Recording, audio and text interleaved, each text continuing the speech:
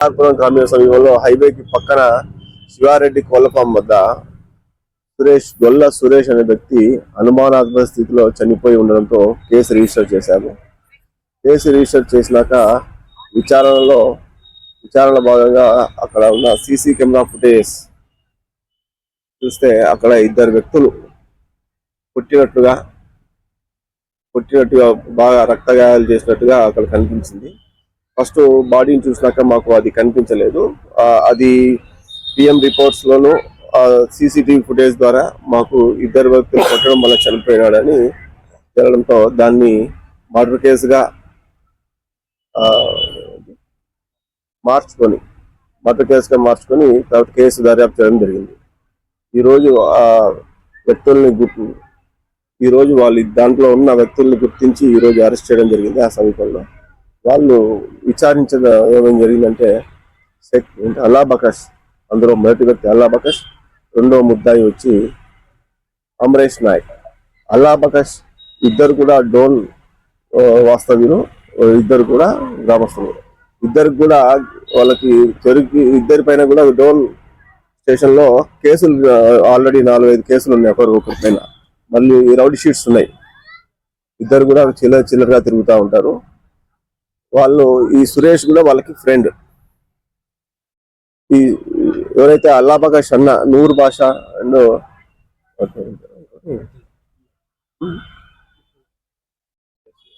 అది ఏంటారు పట్టా శేఖర్ తో వాళ్ళ అన్న నూర్ బాషాకి ఒక నెల క్రితం గొడవ అవుతుంది. తాగి ఇద్దరు కొట్టుకుంటారు. పెద్దల సమక్షంలో రాజీ అవుతుంది. రాజీ క్రమంలో ఇద్దరు కూడా ఒకరి కాలు పట్టుకుంటారు. అది చూసి సురేష్ అనేవాడు నవ్వుతూ అవహేళనగా మాట్లాడుతూ అందరికి చెప్పుకుంటూ తిరుగుతూ ఉండడంతో అల్లాబకష్ మనసులో పెట్టుకుంటారు, వీళ్ళు కొట్టాలా చంపాలా అని మనసులో పెట్టుకుంటారు. At the same time Suresh కు ఈ అమరేష్ నాయక్ వాళ్ళ వైఫ్ ని కూడా వాళ్ళ ఇంటికి వచ్చినప్పుడు వాళ్ళ వైఫ్ తో అసభ్యంగా ప్రవర్తించాడని ఇద్దరు కూడా మనసులో పెట్టుకుంటారు. పోయిన బుధవారానికి ముందు మంగళవారం రోజు వీళ్ళిద్దరు అక్కడ ఉండగా కోళ్ల ఫామ్ లో ఉండగా నైట్ 8:30 ఆ టైంలో సురేష్ వస్తాడు, తాగి వస్తాడు.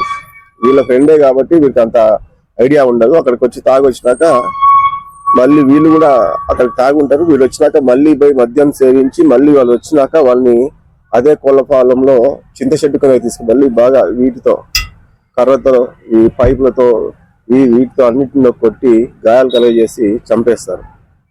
చంపేస్తే అక్కడే ఉంటారు వీళ్ళు కూడా. పొద్దున దాన్ని బాడీని తీసుకెళ్దాం అనుకుంటారు కానీ హెవీ బాడీ అవడంతో తీసుకెళ్ళలేక 108కి ఫోన్ చేస్తారు.